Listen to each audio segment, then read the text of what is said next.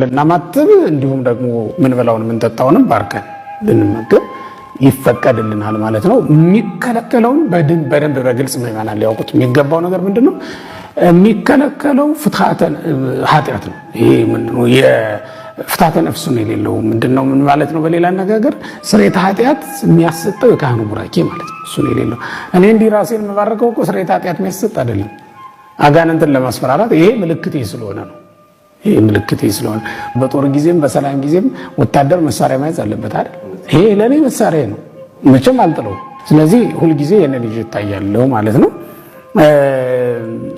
ይሄ አይከለከልም። የተከለከለው የካህኑ ቡራኬ ነው። የካህኑ ቡራኬ ምዕመናን በደንብ እንዲገባቸው የሚያስፈልገው የካህኑ ቡራኬ የተከለከለው ስርየተ ኃጢአት የሚያሰጥ ስለሆነ ነው።